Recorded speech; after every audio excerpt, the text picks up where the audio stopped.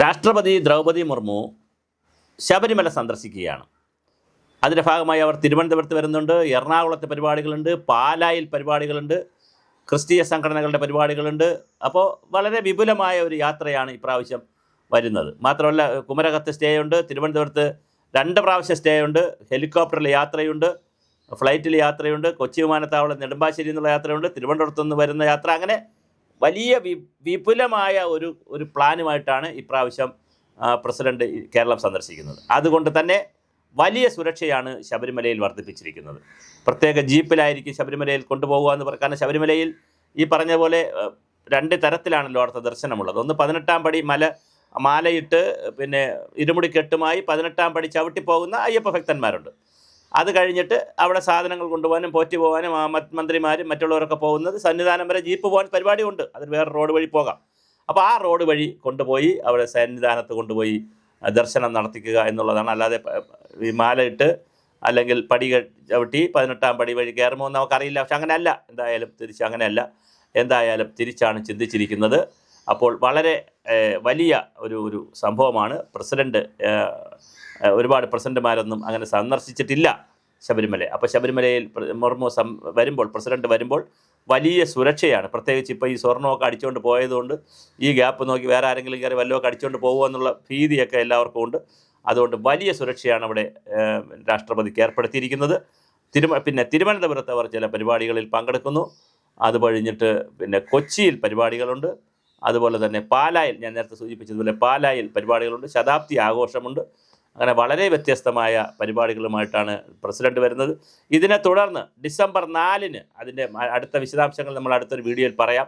പക്ഷെ എന്നാലും ഒരു സൂചന എന്നുള്ള നിലയിൽ ഡിസംബർ 4-ന് തിരുവനന്തപുരത്ത് വ്യോമസേനാ ദിനവുമായി ബന്ധപ്പെടുത്തി ശംഖുമുഖത്ത് നടക്കുന്ന വലിയ സമ്മേളനത്തിൽ വ്യോമാഭ്യാസ പ്രകടനത്തിന് പ്രധാനമന്ത്രി വരുന്നു. ഇതിനിടയിൽ പ്രധാനമന്ത്രി ശബരിമലയിൽ വരുമെന്നും വരില്ല എന്നും കേൾക്കുന്നു.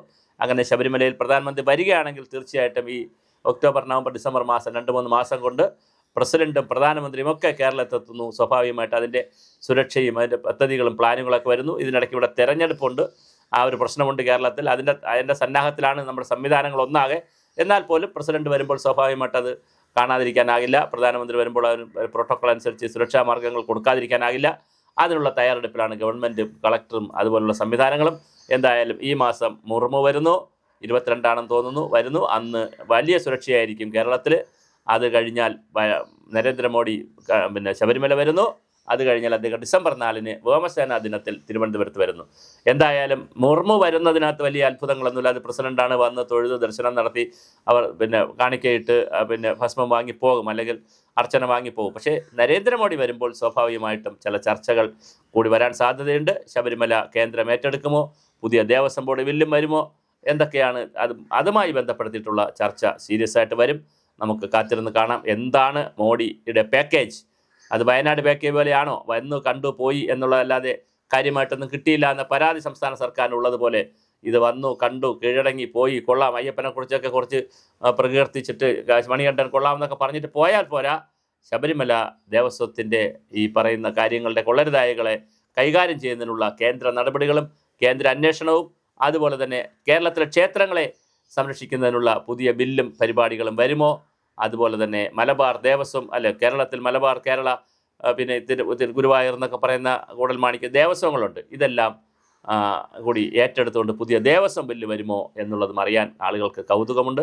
ശബരിമല ക്ഷേത്രം കേന്ദ്ര ഗവൺമെൻറ് ഏറ്റെടുക്കുമോ എന്ന് ട്രസ്റ്റ് പോലെ, ഇപ്പോൾ പത്മനാഭ ക്ഷേത്രമൊക്കെ ട്രസ്റ്റാണ് നടത്തുന്നത്, അത് തിരുമല ട്രസ്റ്റാണ് നടത്തുന്നത്, തിരുപ്പതി. അതുപോലെ ട്രസ്റ്റിനെ ഏൽപ്പിക്കുമോ, വളരെ സത്യസന്ധരായ ആളുകളെയൊക്കെ വെച്ചുകൊണ്ടുള്ള ഒരു ട്രസ്റ്റിനെ ഇത് ഏൽപ്പിക്കുമോ എന്നുള്ള കാര്യവും ഇപ്പോൾ നമുക്ക് പറയാനാകില്ല. പ്രധാനമന്ത്രി വന്നു കഴിഞ്ഞ് മാത്രമേ അതിന് ഒരു തീർപ്പ് പറയാൻ കഴിയുകയുള്ളൂ. പക്ഷേ ഡിസംബർ 4-ന് എന്തായാലും പ്രധാനമന്ത്രി തീർച്ചയായും വരും എന്നുള്ളതാണ് ഔദ്യോഗികമായിട്ട് അറിയുന്നത്.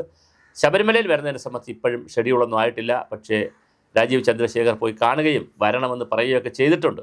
അത് ആചാര സംരക്ഷണ സമിതിയൊക്കെ പോയിട്ടുണ്ട്. അതുകൊണ്ട് അതിൻ്റെ ഫലമായി വരുമായിരിക്കും എന്ന് തന്നെ നമുക്ക് കരുതാം.